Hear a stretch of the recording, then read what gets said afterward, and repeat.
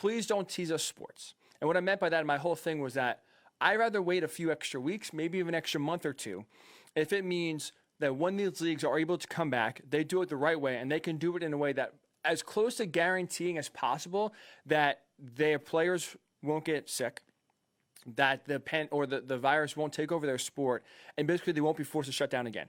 To me, the worst thing any sports league could do right now is to resume hastily, try to get back up and running as quick as possible, and all that does, especially in the climate that we're in right now, where we still haven't hit our peak really anywhere in the country, where we still have basically the best way to combat this virus is by staying at home, that if you try to resume quickly without either a vaccine in place, an antidote in place, or just some way that of rapidly testing players every day if possible, and having basically limitless tests for all the athletes, executives, broadcasters who are going to be associated with resumption of leagues, you basically can't start. Because the worst thing I think sports leagues can do is give fans hope. Give them a date. June 1st, we're going to be back. Fans are all of a sudden now looking at June 1st. All right, baseball is going to be back. NBA is going to be back. NHL is going to be back. Let's go. And then all of a sudden, we're a few weeks out, or maybe that date comes. You play a few games, players get sick, and all of a sudden, next thing you know, you're starting the league and then shutting it down right away. And now coming off of the meeting that a lot of these sports executives and commissioners had with President Trump over the weekend, you heard a lot of different leagues try to be the ones to come back first. Right? You had Adam Silver when he was specifically talking on that conference call saying he wants the NBA to be the first to return because they were the first ones to shut down and basically got the dominoes falling for the rest of the sports leagues. PGA Tour has rescheduled a few of their majors and events, but they're hoping maybe a mid-June possibility to return to action. MLB just laid out a plan, as Jeff Passan's reporting, that they hopefully could resume maybe late May, early June. And I want to get into MLB's plan because, again, it goes back to it doesn't matter if you're first to resume. It does not matter. It matters if you are right. If you are able to resume and kick things off without a hitch, without getting players sick, without putting players in danger. And again, more importantly, once you get started, you're having the league not shut down. So the report, or I guess the idea, let's say, because it's in infant stages. MLB has never said to run this idea, to implement this idea. They are just merely threw it out and are exploring the options if this is a possibility. Jeff Passan the other day is reporting that Major League Baseball is looking to move all 30 of their teams to Phoenix to start the season in isolation and basically put an entire bubble around the city of Phoenix to where the players and the executives and the broadcasters are the only ones that are going to be interacting in that area. And basically they think if they can quarantine these players enough, they can start the season. And their goal and their plan is to play Chase Field, which is the Arizona Diamondbacks Major League ballpark, obviously in Phoenix. And they have 10 spring training facilities around in that area as well. So basically 11 fields that they have accessible to them. They would run a 2 or 3 training camp. And some of the other factors or precautions they would put in to basically prevent as much contact as possible is that they would put an automatic strike zone in. So now the umpire is not behind the catcher, so social distancing can be practiced.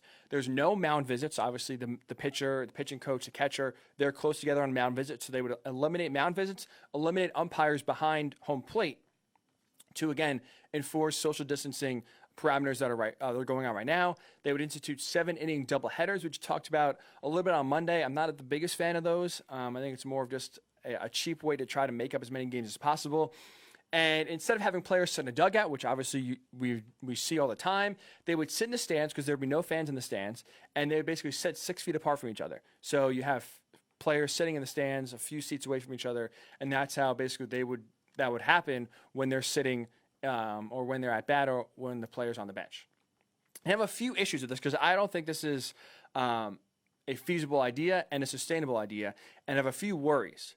And at least one of those is that, so obviously despite the isolation, despite the fact that you are basically kicking everyone out of Phoenix and putting just these players, club executives, coaches, managers, umpires, basically everyone that is going to be there at the game trying to help out in one way or another, just because you're putting them in isolation in a city where obviously it's a desert, it's very hot. We'll get to that in a little bit as well. There's no guarantee that you can stop one of these players from getting the virus.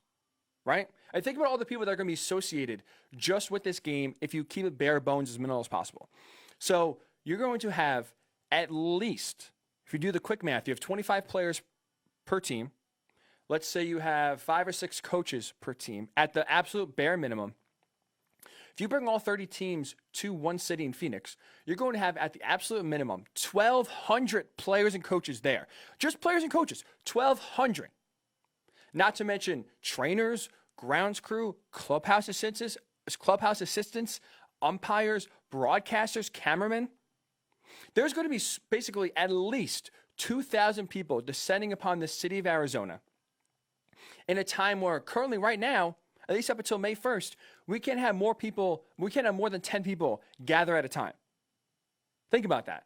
Right now until May 1st, so another 3 weeks, we are not allowed anywhere in this country to have more than 10 people together at one time. And now MLB is going to, in a few weeks after that, hope to put at least 2,000 people together in one area, in one concentrated area.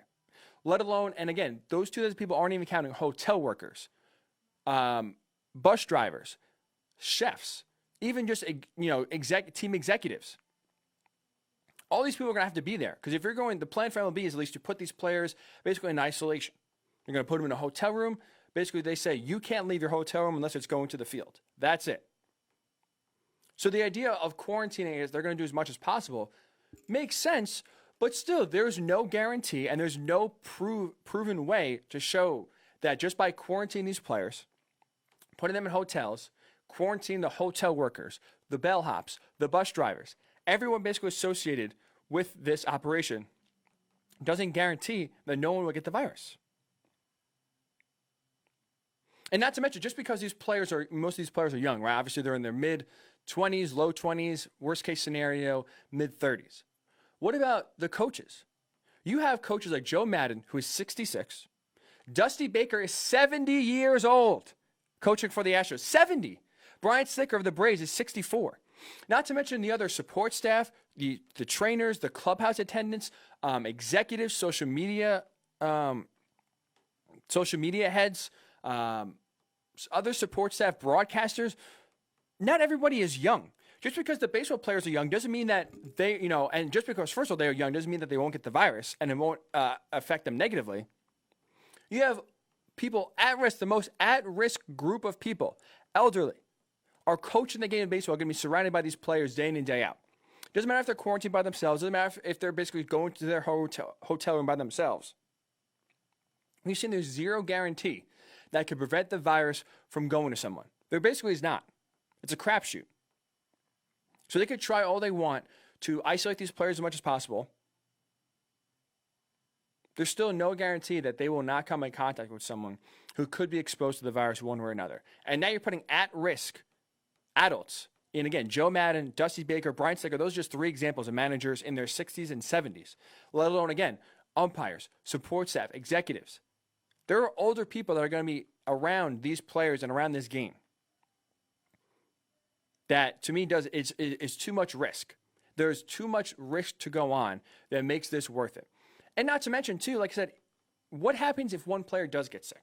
Now, the MLB, in their statement and their idea, at least had some ideas for this, because that's obviously the biggest question. What happens if someone inevitably does get sick? You have to have some sort of plan for that. You could try your best to limit their exposure and hope they don't get sick, but what happens if they get sick?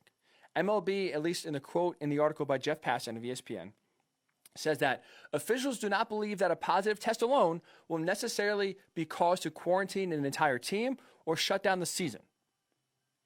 Now, let me ask you this question. What has changed on April 9th, 2020, almost twice said 2019, 2020, today? What has changed today that is different than 3 weeks ago and a month ago when the NBA shut down when Rudy Gobert was positive, when he tested positive? What is different? One player shut down an entire league and theoretically shut down an entire sports world by having a positive test of Rudy Gobert. What has changed? In MLB's mind, and again, this is another part that they say how to combat this, is that they have a plan in place that could include teams carrying significantly expanded rosters to account for the possibility of players testing positive despite the isolation. So their mind is that what we're going to do is if a player tests positive, we're not going to shut down the league. We're not even going to shut down the team. We're basically just going to have extra people on standby somehow, maybe expand the roster to 40 people, have 15 of those players stay in isolation in the hotel room every day, basically waiting for someone to get sick. And then when someone gets sick, we basically tap them out. All right, Mookie Betts, you get sick, you're out. You go to the hotel for 2 weeks. We're going to bring in this AAA player. You're going to come in for 2 weeks. And all is good. Basically wipe their hands and say, we're good. We're good. What is different? Where's the vaccine? Where's the answer to where if someone gets sick, everyone else doesn't be quarantined? I don't understand that they think because you're sitting 3 feet apart from someone, because you're staying in a hotel room isolated by yourself, that if one player is sick, that no one else will get sick? Think about it. They're sharing the ball.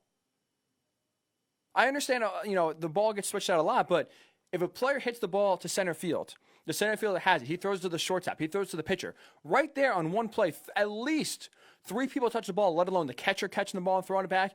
You're going to have 4 or 5 people every time the ball is in play touch that ball. What happens if the center fielder is sick now? They say, and the goal is at least to have rapid testing to where they can basically test players maybe every day, right? That is their goal. MLB's thinking is if this country and this nation can have enough testing available somehow in the next month or 3 weeks, magically, where all of a sudden now we have this abundant amount of tests and rapid testing to where basically we can test anyone we want at any time and we'll get the results in 5 or 10 minutes. And it's so readily available that we can have this test every single day for these players. Well, what happens if a player progressively gets work? They test them, let's say, at 1 o'clock. The game's at 7.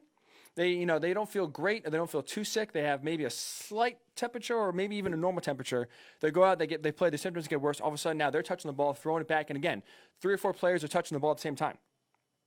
You're going to have to isolate an entire team, and right now, the only answer that we have to slowing the spread and getting better is by quarantining for 2 weeks.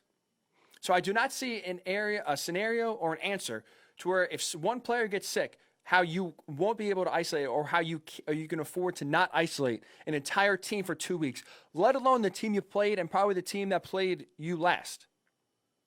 This is exactly like the NBA. Rudy Gobert tests positive, boom, the NBA shuts down. If one player tests positive in Major League Baseball, how are you not quarantining the entire team? Not to mention, forget just the ball, for example. Baseball players, you see, they spit all the time. They lick their fingers. Pitchers especially are constantly licking and going to their mouths with their hand. There is exposure all the time. It is so easy for a baseball player to accidentally come into contact with a player who is sick and give it to themselves by touching their face, touching their mouth, spitting. If you dive, in the dirt and there's spit there, it's too easy for someone right now to get sick in any league. So what is the difference between the NBA right now and baseball? And what is the difference between March 11th when the NBA was canceled and April 9th when baseball is trying to have an idea to come back? There's no vaccine. There's no way you can safely prevent the exposure of the coronavirus. All you can do right now, all we are hoping to do is limit the spread. That's it. So if a player gets sick, they are absolutely going to have to be quarantined. Same thing with the team they played and those players and the teams that played the team that's infected before that. This league is going to shut down. There is no way you can safely guarantee that players won't get sick, managers won't get sick, and there's no way you can isolate 1 or 2 players that are sick and continue the league. What happens if Mookie Betts, let's say the Dodgers, right? A great all-around MVP caliber player. What if he gets sick? So you're going to tell the Dodgers for 2 weeks, put him on the shelf, bring in some other guy. I'm sure it's just, limited to him. So sure, we'll test players, but I'm sure it's just him. Maybe in a few days you figure out that maybe half the team now is sick. And all of a sudden the Dodgers have played the Mets, the Angels, the Giants, and the Reds in that week span. And also, actually, you have 5 teams that have players coming down sick. This plan, to me, is only going to be negative and is only going to be a way to shut down the league soon. I don't think it's going to work personally. I hope MLB does not go through with it, because the last thing we need right now is false hope. The last thing we need is to get our hopes up. Baseball's coming back. Sports are coming back, only for it to shut down once they kind of get the ball rolling.